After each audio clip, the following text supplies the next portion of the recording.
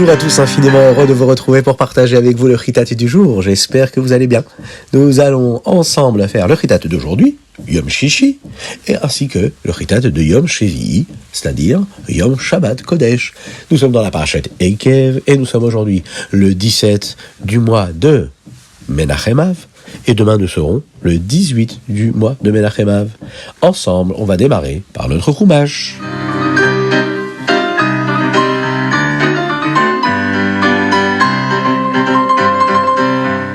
Alors, dans le Chumash de Yom Shishi et Yom Shabbat Kodesh, nous développons toujours notre sujet favori, Eretz Israël, le peuple juif, et Moshe Rabbeinu, qui bien sûr est l'émissaire d'Akadosh Baruch Hu.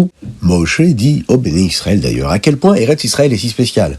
Et même si en Égypte la vie était belle, a priori, avant que Paro ait fait des soucis au peuple juif, et que la terre était belle, Eretz Israël est beaucoup plus agréable. En Mitzrayim, tout le monde attend que le Nil déborde pour arroser les champs. Mais en Eretz Israël, c'est Hachem qui envoie la pluie, et là, quand la pluie tombe du ciel, le pays est béni. Ensuite, Moshe Rabbeinu va rappeler au Béné Israël de toujours écouter Akadosh Baruch Hu. Et que s'ils écoutent Akadosh Baruch Hu comme il faut, eh bien Akadosh Baruch Hu, Dieu, prendra soin d'eux. Mais s'ils ne le font pas, eh bien Akadosh Baruch Hu n'enverra pas de pluie. Tout le monde aura faim parce que rien ne poussera. Et ils devront quitter cet endroit si spécial, Eretz Israël.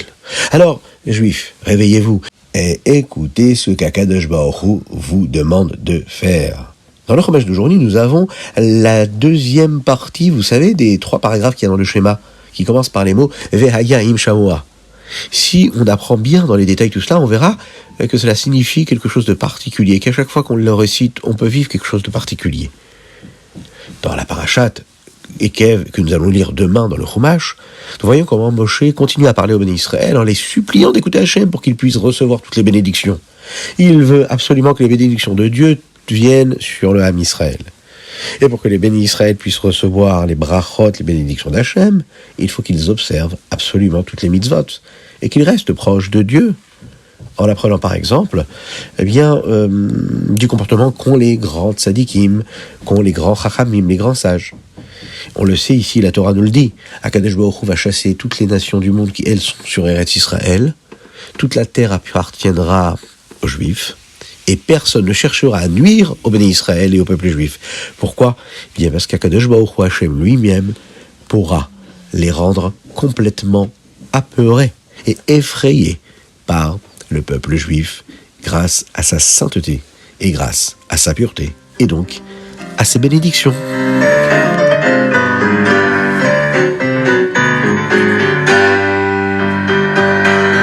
Et on n'oublie pas aujourd'hui de mettre 2 pièces dans la tzedeka parce que une pièce pour aujourd'hui, nous sommes Yom Shishi, et une deuxième pièce pour demain, pour le Yom Shabbat Kodesh. Et parce que quand on met une pièce dans la tzedaka, Mashiach arrivera. Exactement, une petite pièce dans la tzedaka, et Mashiach arrivera.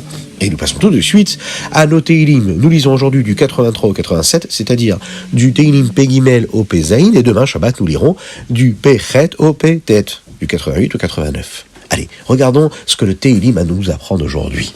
Alors, vous savez que dans chaque chapitre de ce que nous allons lire aujourd'hui, il y a un nigun spécial, un chant spécial qui a été créé en l'honneur du Yom Holedet du Rabbi de Lubavitch, de son anniversaire.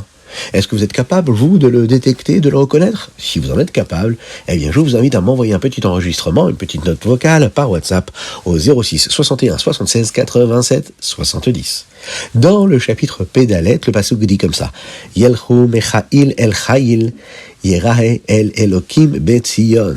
Cela signifie que les personnes qui font confiance à Hachem passent de force en force, et ils vont devant Akadosh Baruch Hu, devant Hachem, à Yerushalayim. Eh bien, le Rabbi nous dit que Yelchu mechail el chail, quand nous nous améliorons tous les jours, beaucoup plus qu'auparavant, eh bien, ça nous amène à Yerahe el Elokim Betzion, ça nous amène à réellement voir Akadosh Baruch Hu à Tzion, à Yerushalayim. On pourra aller au Beth Amikdash quand nous nous efforçons de faire toujours mieux. Chaque jour et à chaque heure, encore un petit peu mieux. Eh bien, nous amènerons la venue de Mashiach Tzidkenu. La Chassidoute nous dit qu'une nouvelle énergie de Dieu entre dans le monde, non seulement chaque jour, mais aussi à chaque heure. Imaginez ce que cela veut dire. Chaque heure de notre vie, il y a une nouvelle vitalité, une nouvelle énergie. C'est-à-dire que si l'heure d'avant, elle s'est pas trop bien passée, eh bien on peut tout faire pour faire en sorte que l'heure d'après, elle soit extraordinaire. Et la même chose avec les journées, la même chose avec les semaines, la même chose avec les mois, et la même chose avec les années. Alors imaginez que chaque minute est différente, et bien lorsqu'une énergie arrive à chaque minute, nous avons encore des opportunités qui nous permettent de grandir dans notre judaïsme, dans notre attachement à Akadosh Baruch Hu, à Dieu. Et nous devons nous assurer d'utiliser cette nouvelle énergie pour en faire toujours plus. Et dans le Teilim de Shabbat Kodesh, à savoir Perek Petret et Perek Petet, il y a un verset qui dit comme ça, qui a Marti Olam Chesed Ibane. Hachem nous dit, je construirai un monde de Chesed. La Chassidoute nous explique qu'Akadosh Baruch Hu, qu'Hachem a créé le monde avec la vertu, la mida, on pourrait dire la caractéristique du Chesed, de la bonté. Pourquoi Hachem a-t-il choisi le Chesed? Pour utiliser le Chesed, il faut qu'il y ait quelqu'un d'autre à qui donner ou bien aider. Nous voyons cela avec Avraham Avinu.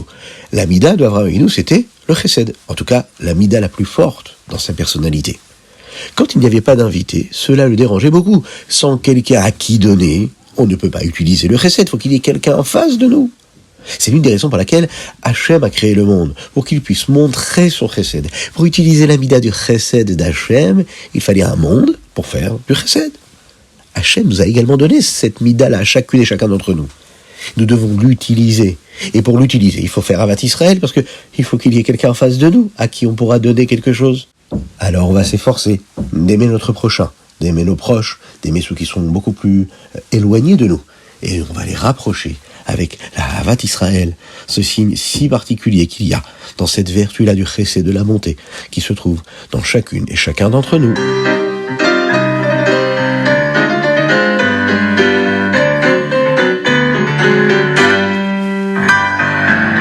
Nous passons au Ritat du jour et nous sommes dans la Higueret HaKodesh Siman et c'est ce qui correspondra au Tania du jour et celui de Shabbat Be'ezrat Hashem. Nous apprenons aujourd'hui comment la Tzedaka fait le nom d'Hachem. Le nom d'Hachem est écrit avec un Yud et un E. Chacune de ces lettres a une fonction différente. Le Yud du nom d'Hachem donne de l'énergie spirituelle au monde futur, qui lui est beaucoup plus spirituel. Et le Hey, lui, donne de la vitalité au Olam Hazé, à ce monde ici-bas dans lequel nous vivons. Dans ce monde-là, Hachem est beaucoup plus caché. Et c'est un monde où nous ne pouvons pas vraiment ressentir autant d'énergie spirituelle, si ce n'est après un travail véritable de chacun. Au début, il n'y avait pas de juifs. Et Hachem donnait sa vitalité sans que personne ne fasse quoi que ce soit. C'est-à-dire qu'il donnait la vitalité à tous les êtres humains, au minéral, au végétal, à l'animal, à l'homme. Mais après qu'Adam Arishon ait été créé, et surtout après que les Béné Israël, que le peuple juif soit devenu la nation d'Hachem, Hachem a besoin de nous pour accomplir les mitzvot, afin qu'il puisse donner sa vitalité au monde. Donc en réalité, la vitalité qu'il y a dans le monde dépend des mitzvot du peuple juif. Nous avons une mission, nous avons une responsabilité très précise lorsqu'on fait partie du peuple juif. Question, quelle mitzvah a particulièrement ce pouvoir pour que Akadosh Baruch Hu nous donne cette vitalité, et en particulier au Ei, à la lettre E, afin que le Olam Hazé, ce monde-là, puisse exister? Réfléchissez bien, quelle est cette mitzvah? Allez, je vous aide. On en a parlé en introduction de ces mots de Tania. Oui, vous l'avez deviné, il s'agit de la mitzvah de la Tzedaka. Parce que lorsque nous donnons de la vitalité à une autre personne en lui donnant de la Tzedaka, eh bien Hachem nous donne aussi à nous de la Tzedaka. Il nous donne en fait de la vitalité, et il donne cette vitalité au monde entier. Puisqu'Hachem est si caché dans le monde, nous devons faire quelque chose de spécial pour qu'il lui donne à ce monde-là de la vitalité. Et lorsque nous donnons de la vitalité à un autre juif en lui donnant de la tzedaka, eh bien Hachem donne de la vitalité au monde. Maintenant, nous comprenons ce que signifie que quelqu'un qui donne la tzedaka fait, entre guillemets, le nom de Hachem. Vaya'az David Shem. Parce que lorsque nous donnons de la tzedaka, cela amène Hachem à donner de la vitalité au monde ici-bas, au Olam Hazé, qui lui est créé avec le Yud du nom de Hachem. Yud Ke Vav Ke. Et non seulement au monde futur, le Olam Haba, qui lui est créé avec la lettre Yud. En donnant de la tzedaka, la lettre Yud et aussi la lettre E donnent de la vitalité. Et là, à ce moment-là, c'est seulement avec la lettre E du nom d'Hachem que là, le nom d'Hachem est complet. Yud Ke Vav Ke. C'est une autre lettre où le Rabbi Shlomo Zalman va donner beaucoup plus de force, encore une fois, au Chassidim, et il va investir énormément, on a pu le voir dans ce que nous avons étudié ces derniers jours, et il va donner de l'importance à la tzedaka. Et il va demander à ses chassidim de donner davantage de la tzedaka en expliquant qu'est-ce qui se passe de si spécial et qui se produit lorsque nous accomplissons cette mitzvah. Alors on va le répéter. Une petite pièce dans la tzedaka et Mashiach arrivera. Et voilà. N'oubliez pas de mettre la tzedaka. Vous pouvez aussi, vous savez, envoyer une dédicace avec un petit don sur le lien qui s'affiche sur la publication du Chitat. Et grâce à ça, cette tzedaka nous permettra de diffuser encore et toujours plus le Chitat. Et on fera, c'est sûr, venir Mashiach. Et ça, ce sera grâce à vous. Chacun.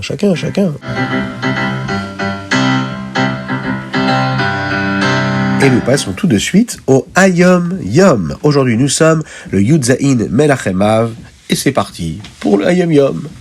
Hier, nous avons dit que la chassidoute est comme le feu. Pourquoi cela ? Le Tzemar Tzedek a expliqué, le feu est chaud. Il a beaucoup de vitalité. La chassidoute est comme le feu parce qu'elle donne de la chayut à la Torah que nous apprenons. La chassidoute explique la neshama, l'âme, des halachot que nous apprenons. Même lorsque la neshama était au Gan Eden, elle apprend la même halacha que nous apprenons dans le monde. Mais comme il n'y a pas de gashmiut, de la matérialité là-bas, alors elle apprend de la ruchniut, l'aspect spirituel de la halacha. La chassidoute nous enseigne la ruchniut des halachot. Quand un juif sait que sa neshama apprendra la même chose au Gan Eden qu'il apprend maintenant, cela lui donne une force spéciale. C'est pourquoi la chassidoute est comparée au feu. Parce que lorsque nous l'apprenons, elle allume un feu dans notre neshama et apporte de l'enthousiasme à notre étude. Magnifique ce Hayom Yom, il est extraordinaire. Et nous allons passer tout de suite au Hayom Yom de Yom Shabbat Kodesh, c'est-à-dire celui du Yudchet Menachem Av. Voici quelque chose que le Admour Haïm-Saï, vous vous souvenez, le fils du Rabbi Shneor Zalman de Liadi, le Admour HaZaken, disait à propos de la Ahavat Israël, de l'amour de son frère juif. Un juif doit être tellement rempli d'Ahavat Israël pour un autre juif que peu importe à quel point il est difficile de l'aimer, même s'il est très agaçant ou nous a blessés, nous l'aimerons toujours et le traiterons avec Ahavat Israël quoi qu'il arrive. Voici une histoire qui nous montre que nous devons avoir de l'Ahavat Israël même quand c'est très difficile. Un chassid est une fois venu en Yechidout avec le Rabbi Rachab. Et qu'est-ce qui s'est passé chez le Rabbi Rachab ? Eh bien, chez le Rabbi Rachab, il a dit au Rabbi qu'il était chez le médecin et que le médecin lui a dit qu'il devait prendre un médicament très désagréable. Il a demandé une bénédiction pour que cela devienne beaucoup plus facile. Le chassid était très surpris de la réponse qu'il a reçue. Le Rabbi lui a dit qu'il n'a même pas un tout petit peu de Ahavat Israël dont il a vraiment besoin. Oui, la Ahavat Israël. Le Rabbi Rachab a expliqué. Et il lui a dit, penses-tu que la Ahavat Israël consiste simplement à danser avec un autre juif à Simchat Torah ? La Ahavat Israël peut être très difficile. Parfois, cela peut même faire très très mal, la Ahavat Israël. Le chassid a compris que s'il faisait attention à son Ahavat Israël, et qu'il était même prêt à faire des choses inconfortables ou douloureuses pour aider un autre juif, alors le médicament ne le dérangerait pas autant. On souhaite Be'ezrat Hashem, une refoua shelema, à tous ceux qui en ont besoin.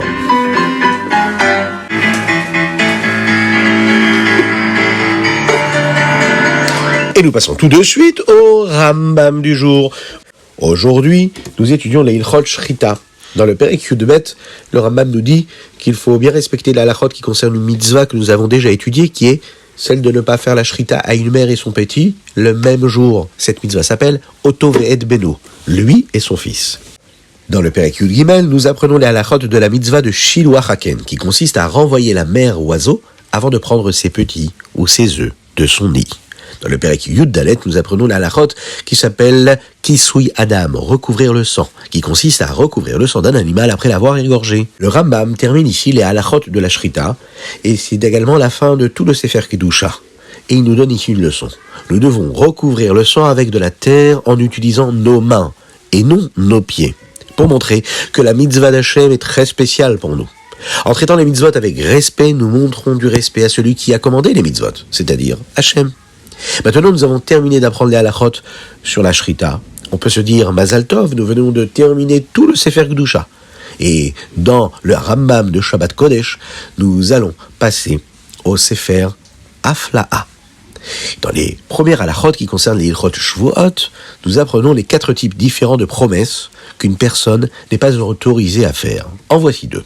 Shvuat bitouille. Une shvuat bitouille est une fausse promesse. Une manière dont une personne fait une shvuat bitouille est de promettre qu'elle n'a pas fait quelque chose, mais qu'elle l'a en réalité déjà faite. Une autre manière est de promettre de ne pas faire quelque chose à l'avenir, puis de le faire quand même. Il y a également shvuat shav. Une shvuat shav est une promesse sans signification. C'est un type de shvuat que l'on peut constater lorsque quelqu'un fait une promesse au sujet de quelque chose que tout le monde sait déjà. Prenons un exemple simple. Imaginez s'il promet qu'un arbre qui se trouve dans la forêt serait en or. Bon, c'est quelque chose qui n'est pas probable. Eh bien, c'est ce qu'on appelle shvuat shav. Il y a un autre type de shvuat shav, c'est une promesse que tout le monde sait être vraie, comme par exemple promettre que le ciel est le ciel et que la terre est la terre. C'est aussi une shvuat shav de faire une promesse que nous ne pouvons pas tenir. Par exemple, une promesse de ne pas accomplir une mitzvah. Et on n'a pas le droit de faire ce genre de promesse. Pourquoi ? Eh bien parce que une mitzvah, on doit l'accomplir. Ou bien par exemple une promesse impossible à tenir, comme dire que nous ne dormirons pas pendant 3 jours. Eh bien non, un homme ne peut pas tenir sans dormir. Il ne peut pas promettre une chose pareille. Nous devons donc faire très attention à ce que nous disons avec notre bouche. Et profitons pour dire des choses belles. Et par exemple, conclure ce Chitat, ce Rambam, ce Hayom Yom, en se souhaitant un très très très grand Shabbat Shalom. On va également souhaiter un très très grand Mazal Tov à Arieleb qui aujourd'hui célèbre sa Bar Mitzvah.